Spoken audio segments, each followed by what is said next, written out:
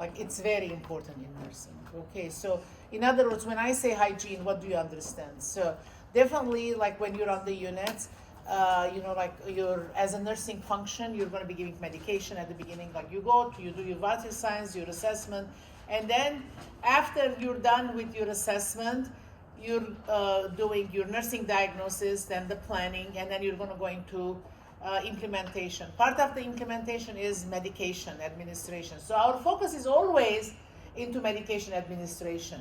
Where does the hygiene fit? Is it in the implementation also? Mm-hmm. Yes, it's a nursing function. Is that clear? So the hygiene, like for you to give the medication in the implementation part of it, you need doctor's order, right? So for you to collect the sputum, you need the doctor's order.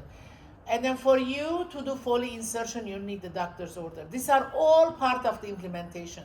For the hygiene, you don't need the doctor's order. So if you want to do mouth care, you do mouth care. Is that clear? So the doctor shouldn't tell you mouth care after each meal, or mouth care just to lubricate the buccal mucosa. So you do your assessment. What was assessment? Subjective, objective, and the doctor's note, right? So when you do assessment, you talk to the patient, how is your mouth? It's dry. It's dry. Okay, then you observe, and then you look to the buccal mucosa is dry. So what are you going to be saying? All right, so in my implementation, I'm going to be giving glycerin swabs to moisten these patients.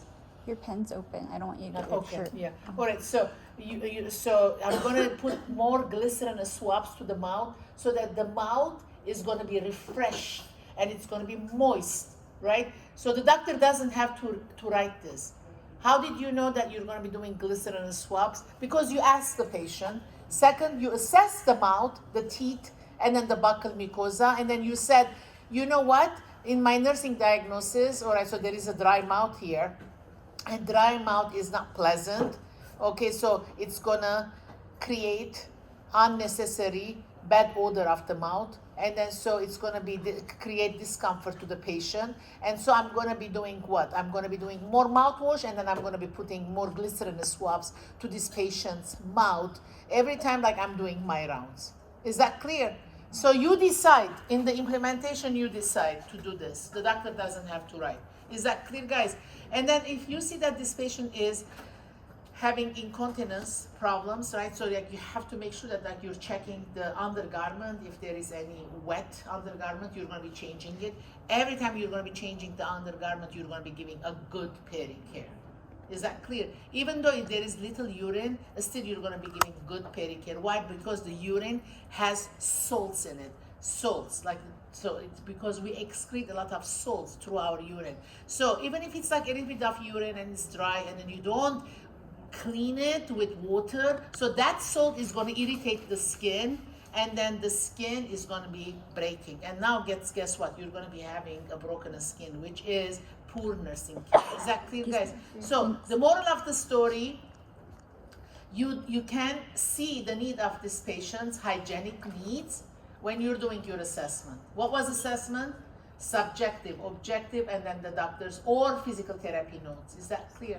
All right, so then you have the nursing diagnosis, and then in the planning, you don't have like to put like in the planning, the hygiene is always going to be whatever you're doing at the side, you're going to be doing the hygiene. Does that make sense? Is that clear, guys? Okay. All right, so, and then why did we clean the patient after the patient had urinated, like in the undergarment? What did I say? Urine includes a lot of salts that is excreted by the urine, and then once the urine is dried on the skin, the salts irritate the skin, and then the skin is going to be breaking. So do you see now why it is important to clean that skin? Otherwise we're going to be having a wound that is like nobody wants that wound. Is that clear? Okay. All right, very good.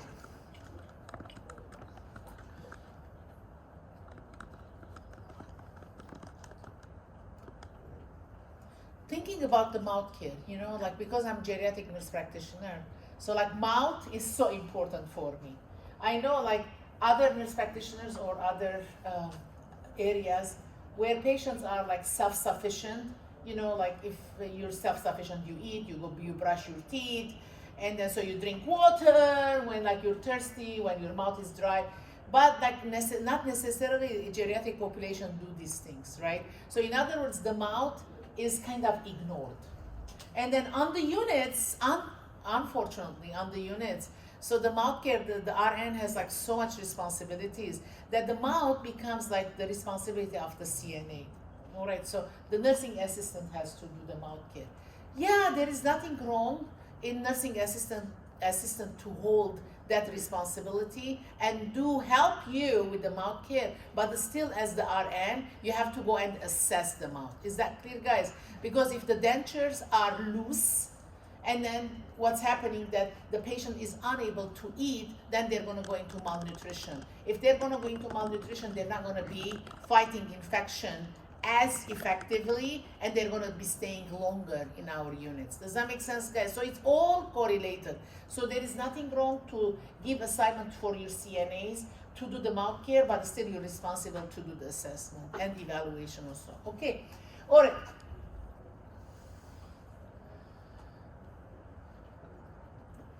All right, so in the morning, so like we're gonna be doing are you doing morning care to your patients on the units? Did you start doing it? Are you giving bed baths, showers?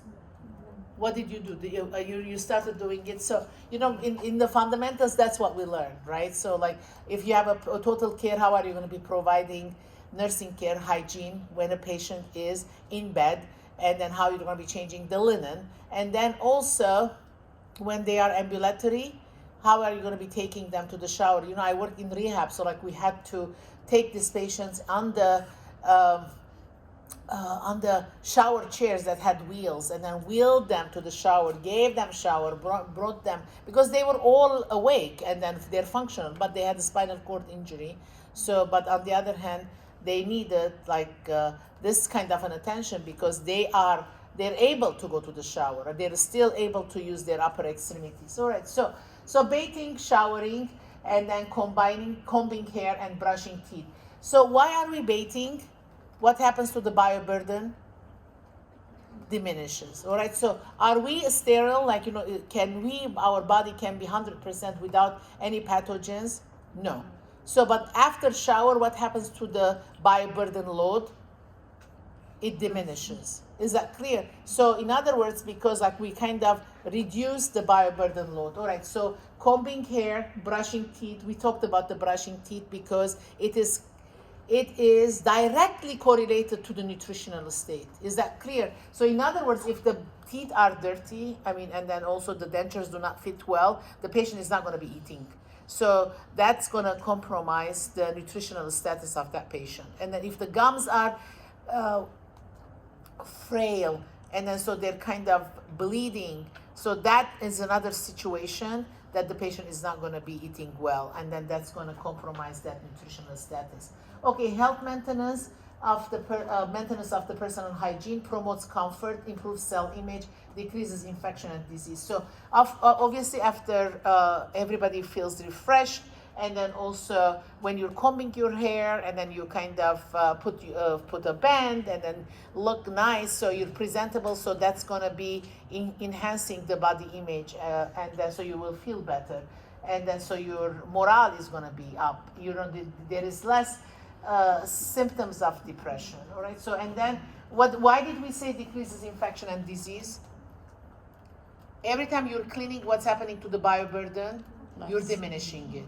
All right, so anyway, like if your skin is intact, you know, so the pathogen on your body is not going to be hurting you. But we have open orifices, like the perineal area, there is open orifice. So like if the perineal area is not cleaned very well, the pathogen is going to crawl up through the urethra and go to the bladder. Now this patient is going to be having urinary tract infection. Do you see now? Even though there is no open skin, but there is an orifice. Is that clear? The same thing with the mouth also. All right, believe it or not, mouth is so important because with this elderly population, if they have valvular disease and you don't give a good mouth care, the pathogen in the mouth is going to crawl down and go to the heart, and they're going to infect the valve. All right, so like imagine from mouth care, now you're having a cardiac issue. All right, so like what did we do? All right, we could have cleaned that mouth. Is that clear, guys? Okay.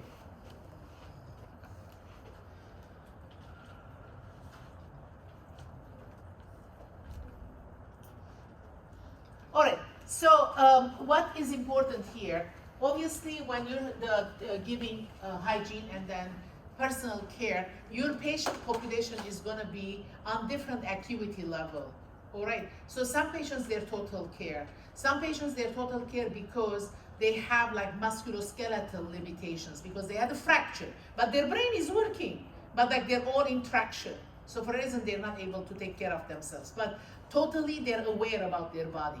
Some patients, they don't have any tools attached to their body, but mentally, they're incapable of making decisions. So some patients who are Alzheimer's, for example, all right? Some patients, they have a spinal cord injury, and for that reason, they're paralyzed from waist down. But like upper extremity is working. So when you're doing your patient assessment, you're going to be checking the patient acuity and see how much the patient can help themselves. All right. So if they can help themselves, you have to engage the patient into their self-care.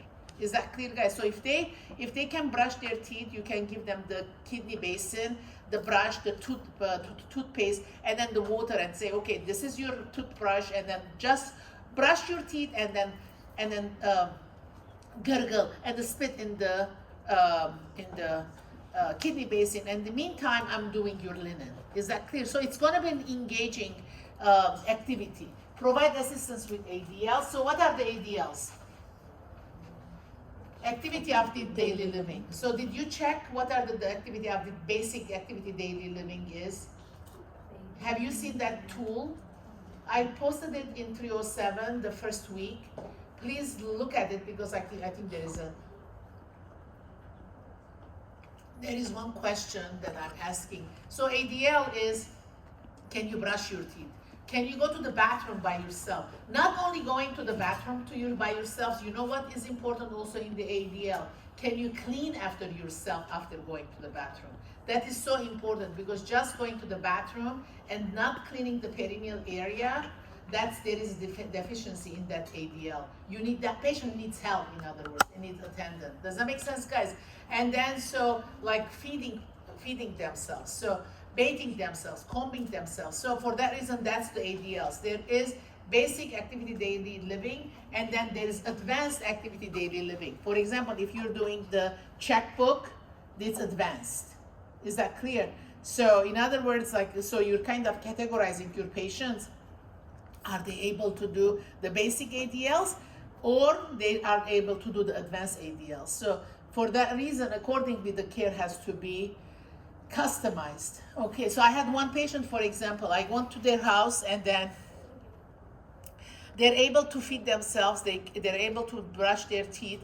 They were husband and wife and elderly. They were living in North Glendale, affluent area. And so I, as a case manager, I go and then do assessment.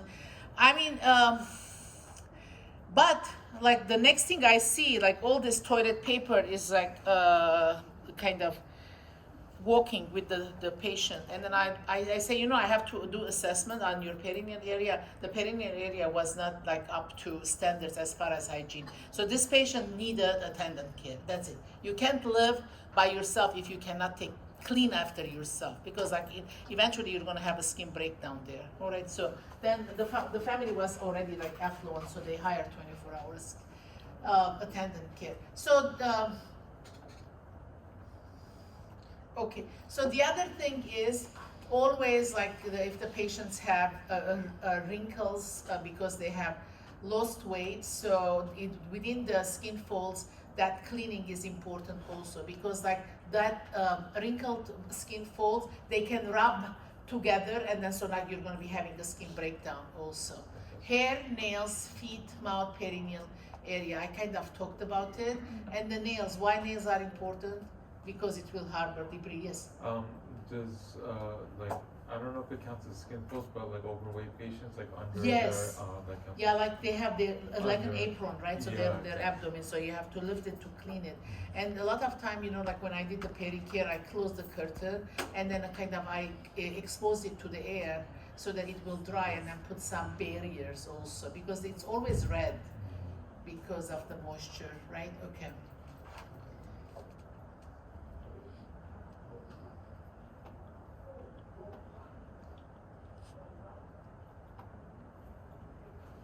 Okay, so oral care I already kind of expressed,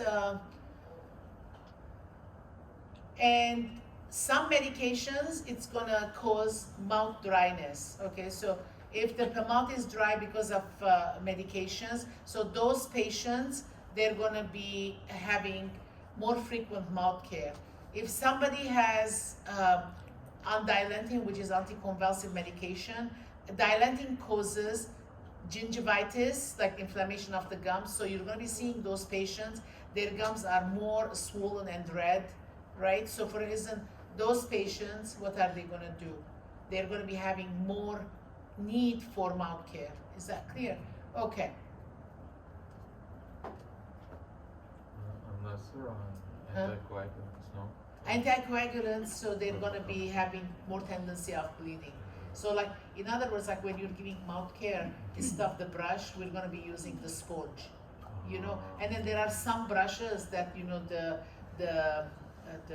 parts that, the hair part of the brush, it's softer. So have you seen the sponge? Like you can clean the mouth with the sponge tip. It's a sponge rather than the brush. So that's a good point. If somebody is on Coumadin, they're more prone to bleeding. So you're not going to be doing hard, because like if you're doing hard, you're going to be eliciting bleeding. For us, it doesn't matter, right? Because we can stop bleeding. But like somebody on Coumadin, they're going to be bleeding for a while before they stop. Right? Very good. Okay.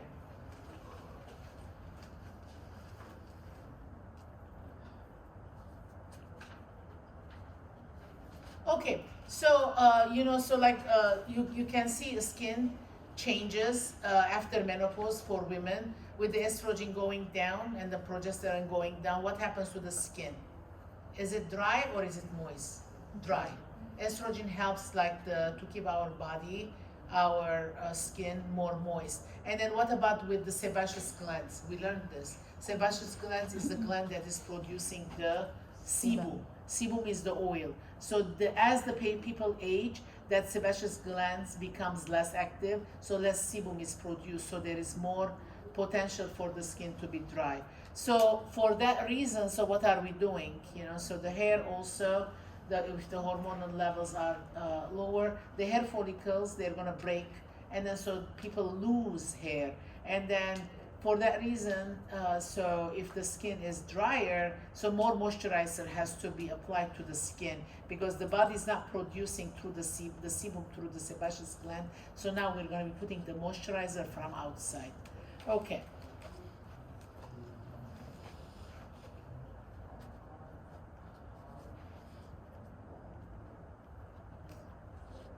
All right. So how do we start? Like when we're doing the daily hygiene, we always start from the head to toe, all right, and then from the center to periphery.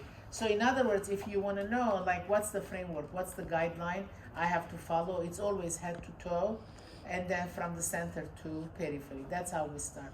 All right, so obviously the head is cleaner than the perineal area, right? So you start with the hair, and now in the hospitals nowadays, there is like a shampoo that you don't need to rinse. Like you put it in there, and then you kind of scrub like the hair, and then so you comb, and then it's kind of like it cleans the hair. So in the past, like we used to have this, like we put the patient's head, and then there is a shower, hair shower basin, and then the basin is has like a funnel that goes into a pail, and then that's how the water was collected. And so nowadays, like that's too much cumbersome, and then it will wet the place. So now we have in the central supply shampoo like material that like you put it on the hair and then you just comb it and then so like it kind of washes the hair and it dries. Did you use it in the hospitals? You didn't use it, so like it's very much common now, right? So if the patient is unable to go to the shower to take a shower, so that's a convenience in other words. All right, so and then so you're gonna take washcloth. Nowadays, like we're not using too much washcloth because like we have the disposable wet tissues.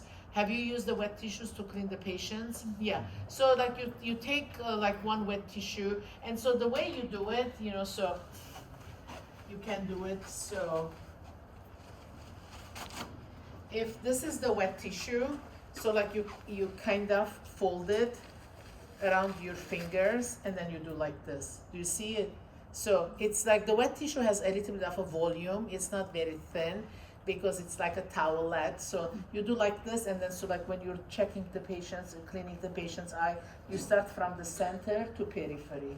And then so you can kind of do this, and then from the center to periphery, then you throw this away.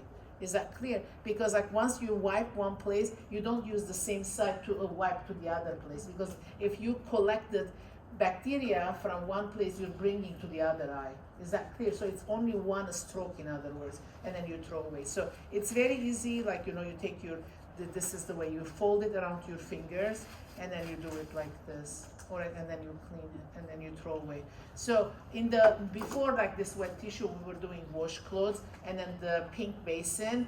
But what was happening that the nurses were not cleaning the pink basin adequately. Like it needs to be cleaned with the bleach, right? And then put it like in the drawer, so that we can use it next time. But like if you do perineal care and then you use the washcloth and then you did the perineal care and then you put the washcloth in the hamper and then you just dump the water without cleaning and then put the pink basin away. Next time you're putting the water, there is a lot of bacteria there because of you did perineal care and you didn't disinfect. Now like that water is contaminated and you're using it to do the face.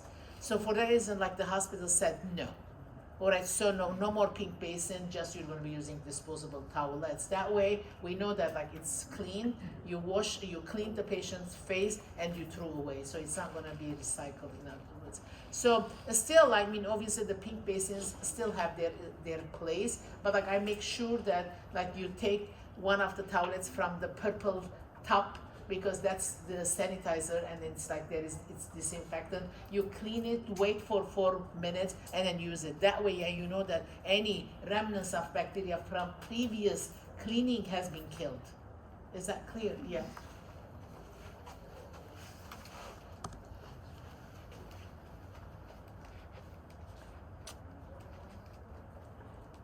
Okay.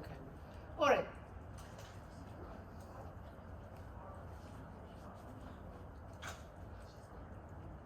All right, many factors influence personal hygiene. Cultural, religious, and personal preferences should be carefully assessed.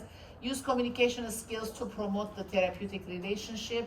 Okay, during hygiene, assess emotional status, health promotion practices, and healthcare education need. Okay, let's have a little bit of a discussion here. So the hygiene, when it says culture and religious preferences, anything that you wanna contribute to this discussion? Gender. Huh? Gender. Okay, so in other words, Farbot said gender. So if your patient is a female, and then if they're asking for a female nurse to give them personal care, okay, that needs to be respected, right? Okay, so we get it, right? Very good. What else?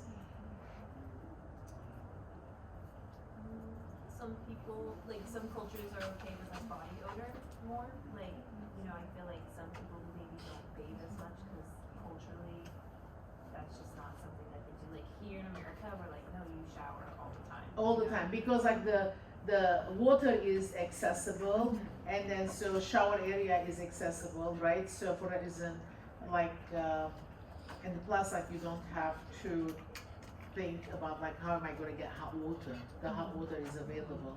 It's not connected. It's connected to electricity. But like for example in Lebanon, so it's the electricity is rationed. So the time that there is no electricity, the water is not hot. So people kind of arrange their lifestyle. Okay, when am I going to get the electricity today? Which 8 hours? Because it changes. So like it's always rotated. So that's how I went to school, like so every 8 hours it's rationed. So for that reason, like if the water is not hot and then you're having your period, right? Okay, so you're not gonna wash yourself. I mean, this was a reality. And then so it's not that like you don't want to do it, but it's cold. So for that reason, you miss some days to wash yourself because it didn't match the electricity time when you were at home, right? To do that hygienic need. So obviously, it's not Lebanon is not the only country. There are countries like this in the world that are rationed as far as electricity. Obviously, people who can afford, they have generators. They have 24 hours, but not the common people, right? So okay, because it's extra expense. Yes. Some other cultural, religious, or personal preferences would be around modesty too, like and exposing certain areas and having other people, access those areas might be boundary for them. Yeah. Okay. So that's a very good point. For that reason, like even if if the patient is female and you're female, you don't expose the whole body. So like okay, let me do your upper part, and then so let me take your gown all the way here, and then let me do your armpits and then your breast under the breast. Okay, then I'll put a new gown and then fold it like this, and then I'm gonna do your abdomen. So like you go compartment by compartment, and then every part that you're not doing, so you cover it with the towel. So that way, the patient is not gonna feel like what's happening to me, so as if like I don't have no control. Somebody is kind of in control of my body. Yeah. So it doesn't matter how old are you, nobody likes that, right? So that's a good point.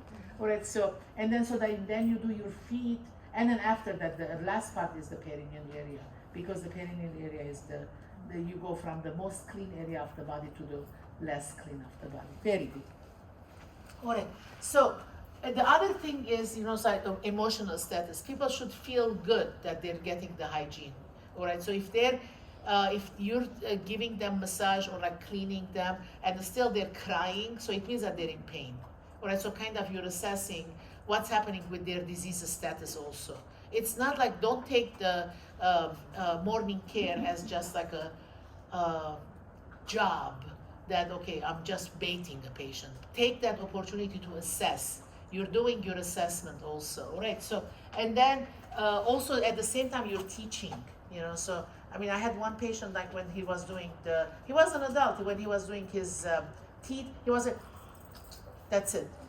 Like I have to teach, okay, no, you have to go inside and then so up, down. So there has to be some friction between the brush and then your teeth, then the mouthwash, so some people, you think that like they're adult, but like they're not doing the right practices. So this is an opportunity for you to teach. All right, and then also, healthcare education needs. So, if you're gonna say, or if you're gonna go to the bathroom, so you have to wipe yourself from front to back, not from back to front.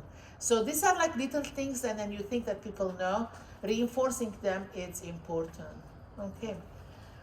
All right. So one thing that I always like when I'm teaching the students, when you're gonna be doing a Foley insertion, I take my time to go and give pericare. All right, so I mean the doctor writes Foley insertion. I take my time to go and do for pericare. So like I draw the curtain. I say, there is an order. We're going to be inserting a tube into your bladder because you're going to go to surgery, right? So do you allow me to do it? Yes. All right. So I'm going to be cleaning before I insert the Foley. So like I take my time, I put the draw sheet, and then I clean up front from up to down, and then from the center to periphery, and I assess and I look for the meatus. All right, so because if I didn't see the meatus when I'm doing pericare, am I going to be seeing the meatus when I'm in the sterile field? Yeah, no. So don't think that like everybody's body is textbook. So there is a lot of time the meatus is not visible. One time, like this is I was a new nurse, and I was working at Parkland Memorial Hospital in Dallas. I was working at PMNR, Physical Medicine and Rehab.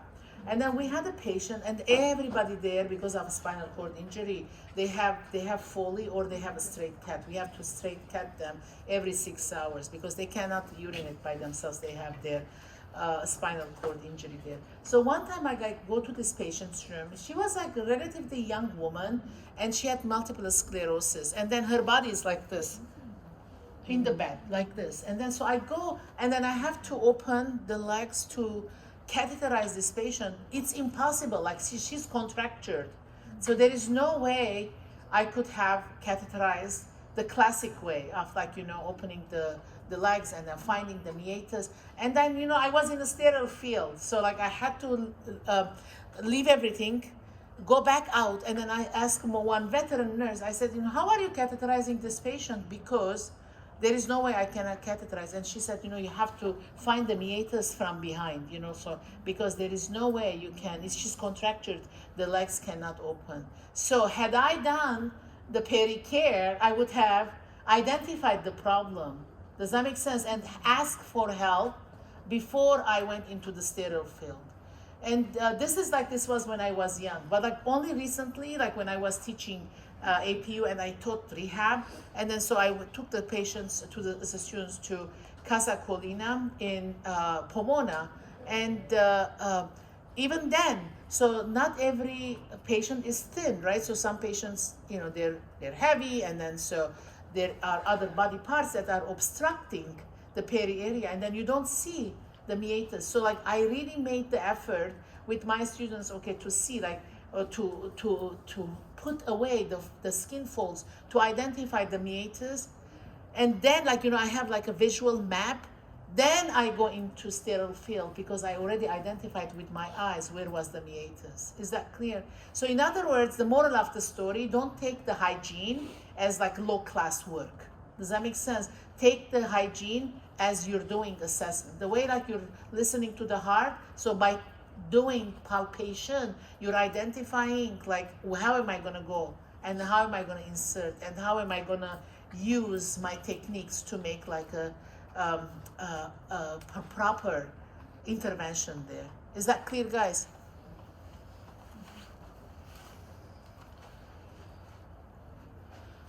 Okay, factors influencing hygiene, social practices. Okay, social practices, body image, health beliefs and motivation, developmental stage, personal preferences, socioeconomic status, cultural variables, and physical conditions. Okay, so let's kind of have a little bit of a discussion. These are easy to go. Social practices. So talk about like a root. You already said it. Like in America, people take showers, so that's a social practice, and it's anticipated, right? Okay, so in Europe, then the apartments are small, and then they don't usually take shower every day also. But what do they have? They have a bidet. Yeah, so to clean, to wash their perineal area. Then that's a social practice that is acceptable. In Lebanon, there is bidet too.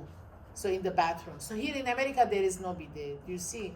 So in other words, so according to the social structure of that country, okay, so other appliances are made to meet the hygienic needs. Am I making sense?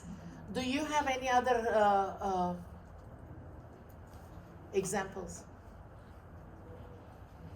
Yeah. Like shaving, like Shaving. razors. Yeah, shaving. So like socially, it's not acceptable like to have long hair, right? So like we have to shave, right? So some cultures they don't shave because like socially it's acceptable there, right? So okay, so social practices, okay, matters. Any other social practices that you wanna interject or contribute?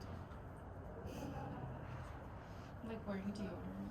Wearing deodorant, here it is a common practice that we have to wear deodorant, right? Okay. All right, very good. Okay, so personal preferences. What about personal preferences? Like the time that you shower, like The time of the shower? end of the day. Yeah. Yeah. Okay. Body image.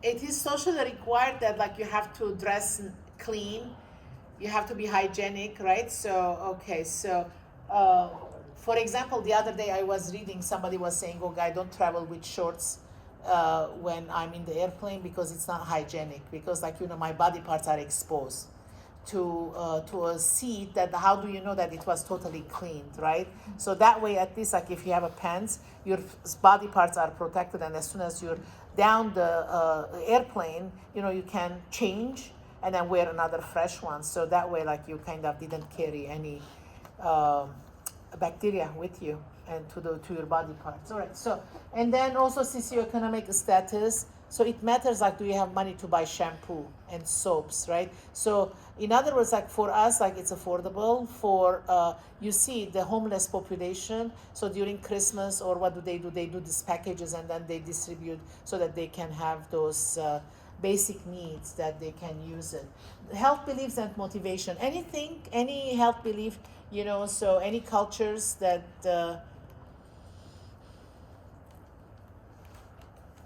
that is different as far as what we know as far as hygiene. Like Muslim culture, I know like there's like really rigorous like cleansing prior to entering the mosque, right? Like I think you have to like make sure like washing your feet, your hands, like because you're not supposed to be like dirty before you see like Allah. Okay. Yeah, what else? Uh, Very good. Yeah. Oh, I work with a lot of Armenians, and they're always telling me about onions with infection or like being sick, like respiratory infections, to like cut up onions. And they eat? I don't know No. if they eat it, they leave it out. I don't know. I think. Maybe like it absorbs. Yeah. I heard that too, but like we don't do it. I Oh. mean, I heard it too. Yeah, okay. All right. Anything, any other things? When I was growing up, it was before war. This was, and then so like my classmates, when we were having menstruation, and then they would say, "Oh, we don't want to take a shower," and then the teacher said, "Why?" Because we're gonna catch cold. And then the teacher said, "No, you're not gonna catch cold. You have to wash yourselves because it doesn't matter." So in other words, that's a health belief that I'm gonna catch cold.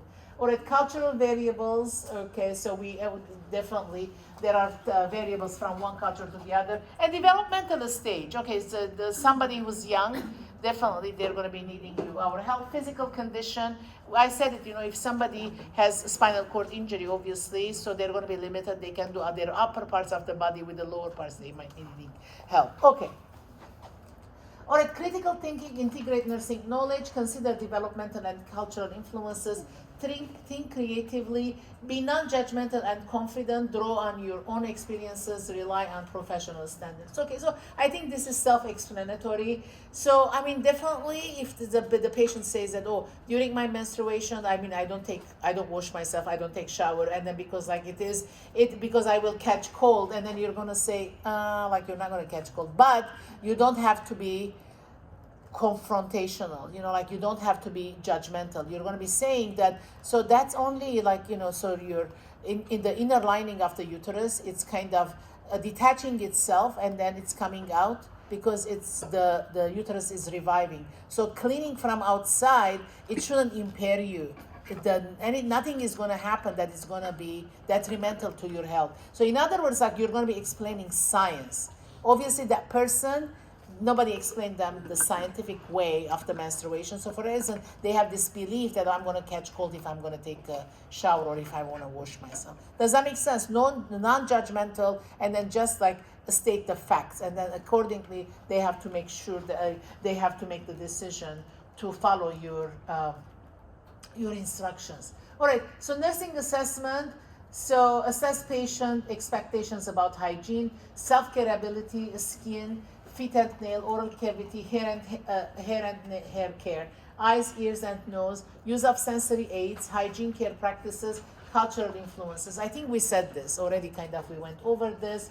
And then patients at risk for hygiene problems. So in other words, we're going to be seeing like who is a patient that is unable to do self-care.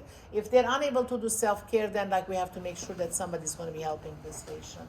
Okay, so nursing diagnosis. Okay, so let's see what are the nursing diagnoses as far as hygiene is concerned. Okay, so now that we learned nursing diagnosis, this is going to be a little bit more important or more engaging the slide. All right, so activity intolerance. So a person who is contractured because of some disease, multiple sclerosis. Like this patient of mine, she cannot even catheterize herself because she's contractured. Okay, so it's activity intolerance. Somebody who's paralyzed, waist down. All right, so they're not going to be able to take care of their feet and toes, and then the perineal area, probably they will a little bit because their hands are working. So in other words, if there is limitation secondary to disease process, this patient's hygienic needs are going to be compromised a little bit. That patient needs help.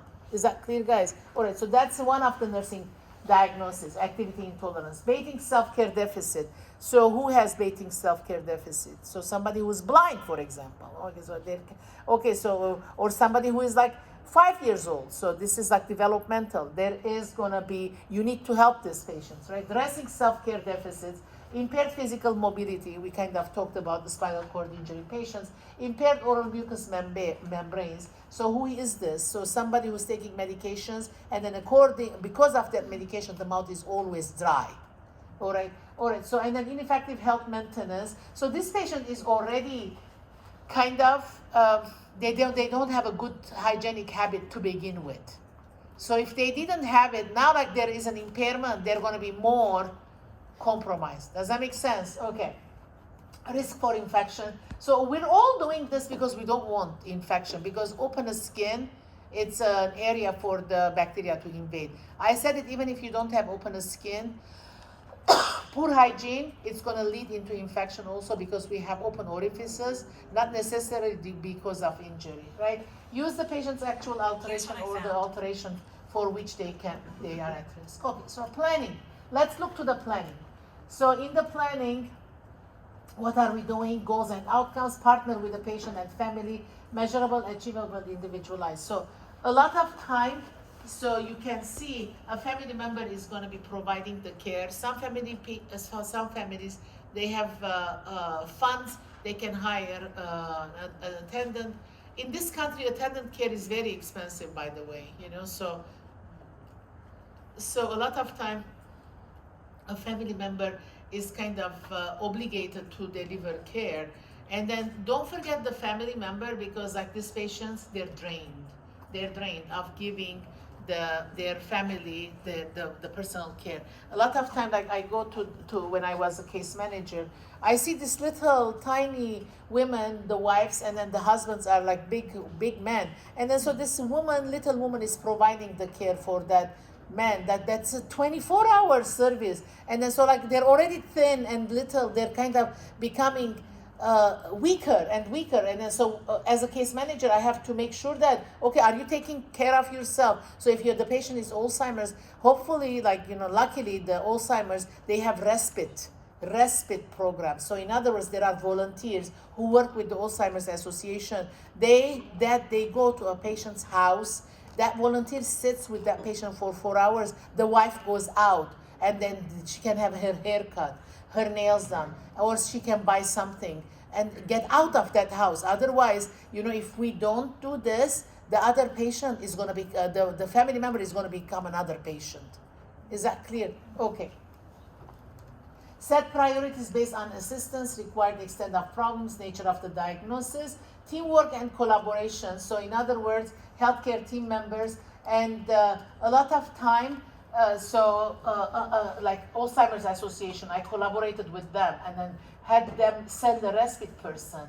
All right, so, and social workers to come and then see if there is any opportunity for this family to get a caretaker that will alleviate the wife's responsibilities, and then and the family members. Usually family members, they don't, so they put their distance, and they come as a visitor.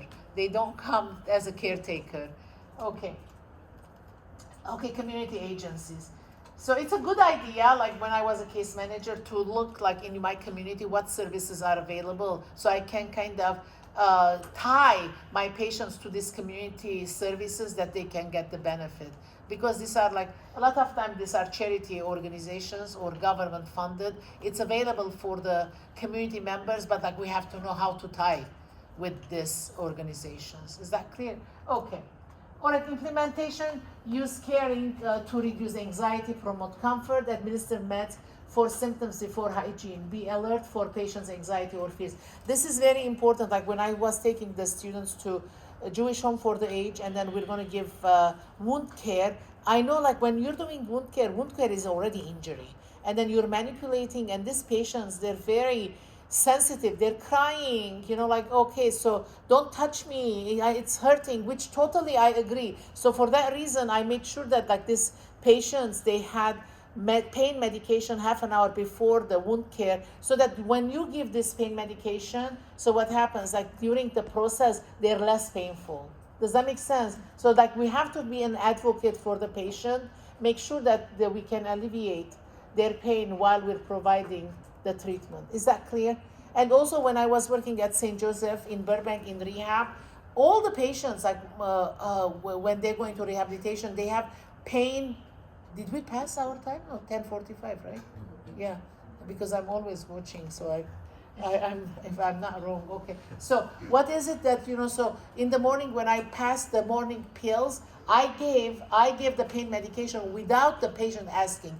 As a nurse, you are allowed to do that. As a registered nurse, okay, so if there is a PRN medication and the patient doesn't ask for PRN medication, and then you know that if this patient is going to go to physical therapy, they're going to be manipulated there, and they're going to be in pain, without them asking, you can use your clinical judgment and give that PRN medication. Is that clear, guys?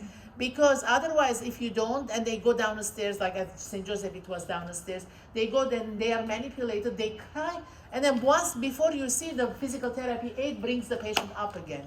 They cannot perform because they're in pain. And so they miss the session. On top of it, they're in kind of emotionally in a bad status. So like the only thing we could have done, just give the pain medication with their AM pills. Does that make sense, guys? Yeah. Okay.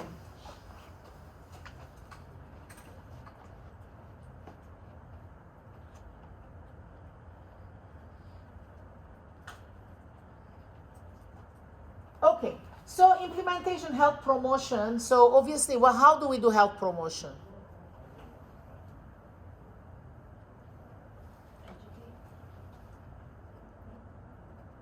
Okay, I mean, brushing your teeth after each meal, it's a health promotion. Does that make sense? So with my diabetic patients, so I tell them if your blood sugar is high, if the sugar in the blood is high, the sugar in your saliva is high. So in other words, as if like you suck on a popsicle or on a lollipop. So that's how your mouth feels. So in other words, you only cannot brush your teeth at night. You have to brush every time you're eating. Why? Because by brushing, you're kind of getting rid of that extra bacteria. Otherwise, it's going to be causing gingivitis, and then it's going to be causing dental caries. Does that make sense? So health promotion, it means that before the infection is happening, I'm doing some interventions not to come to that conclusion. So what is it? Brush your teeth every time you're eating, and then gurgle it with your mouthwash. So in other words, like you're going to be conscious to carry your toothbrush and then toothpaste with you, and then when you take a bathroom break, do your mouth care, right? Okay. So adapt structure to patients' facilities and resources. So if you have a homeless population, this is an issue, because if they're living in a shelter and then they don't have accessibility of like a private bathroom to take a shower every time. So like I kind of encourage them, do your bad bath, like put some water in the basin, and then with the washcloth, when you're going to the bathroom, clean yourself. Is that clear? So I mean, luckily nowadays I don't see much of a homeless population, because like my center, they have to have insurance to come to see me. But in the past, there was the population that they were uninsured, and then so having bathroom structure in their living facilities was sometimes a challenge. So they can do bed like in a basin, and then clean themselves. All right, teach the patient ways to avoid injury, and then so like what for example.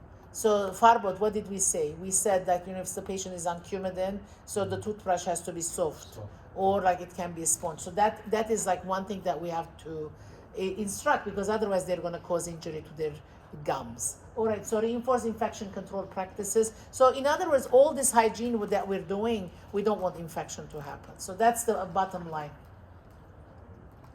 Okay.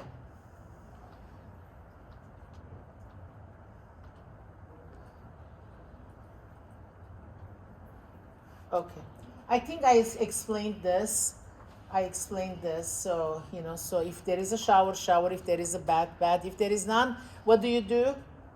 Bed bath, like in the basin. You put water and with washcloth and you clean yourself. All right. So implementation, bath guidelines provide privacy, maintain safety, maintain warmth, promote independence, and anticipate needs. Safety, safety, safety is so important. Okay, guys. So in other words, when the patient is taking a shower, so like you have to be close by, even though they're taking a shower, and then so you have to make sure that there is a mat on the floor, and then they're going to be stepping on the mat, and then so you're going to dry them, and then so otherwise, like if you don't give them instructions beforehand, they're gonna be they slip, and then they might fall. All right, so privacy and safety. Okay.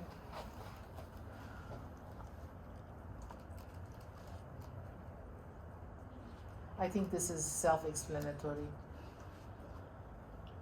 Okay. All right, so dentures, I think like people, the nurses, it's not very appealing to hold somebody's dentures and clean. But like what I did, like I put towel in the sink, and then I got the patient's dentures with gloves on. All right, so like I washed it.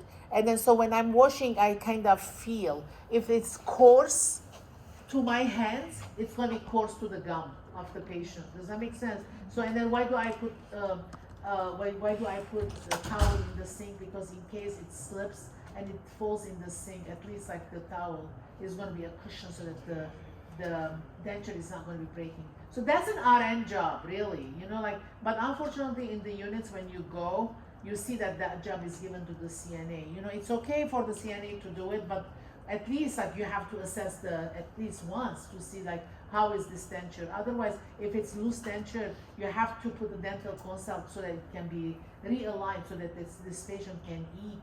Otherwise, they're not going to be eating. And so what are you going to say? Nutritional status, they're not consuming food. It's not that they don't want it, but like it's so loose that they cannot chew. Is that clear? Yeah. Can't you give them like things that you don't have to chew to eat? Yeah, but still, upon forward, like if I have the ability to chew solid food, like I want to eat solid food, So I mean, obviously, if somebody has a stroke, and then so the muscle is weak, and then so the cranial nerve 12 is affected, they cannot swallow. I get it. So we're going to give mechanically soft, and we're going to be placing the side of the mouth that there is still muscle strength. But like if everything is going good, only the teeth is the problem, why should I eat like, soft food? Does that make sense? Do you see? Because like that's do you see like how, I mean, yeah, for instance, like if they can't chew, let them chew, enjoy the food. Chewing gives enjoyment, right? Okay, very good. Okay, good question.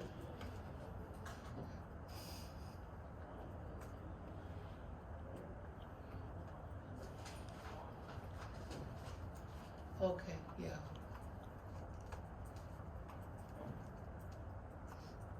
Okay, what do you think about about patients about shaving? A lot of patients do not want to shave, right? Okay, so at least trim it, cut it, So okay.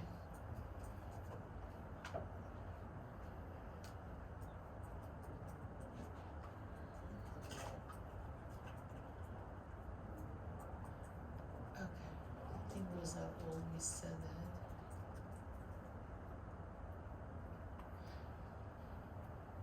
Okay. All right, I think we already kind of said it. How do we progress with the hygiene from the head to toe, from the clean to the dirty part of the body, from the center to periphery? And then the stroke is only going to be once, because otherwise if you're using with the same washcloth or the towelette, you're bringing the pathogens that you took away from one part of the body and then introduced to the other part of the body. Okay, so and then so obviously you're going to be using gloves, and then change the gloves frequently, and then usually when I do pedicure, I double glove all the time. Alright, because like so it's in layers, because as my gloves get dirty because it's a perineal area, I'm kind of taking off, and then I have another set of gloves continue my work. Does that make sense? Yeah. Always with pedicure, double glove, because you're layering. Okay. Okay, we're done. Okay. Okay, guys. I know like this wasn't like very exciting topic, but I think like we covered the basics. Okay. So the class is dismissed. Oh. All right. So yeah, we don't have anything else, do we? No. Yeah.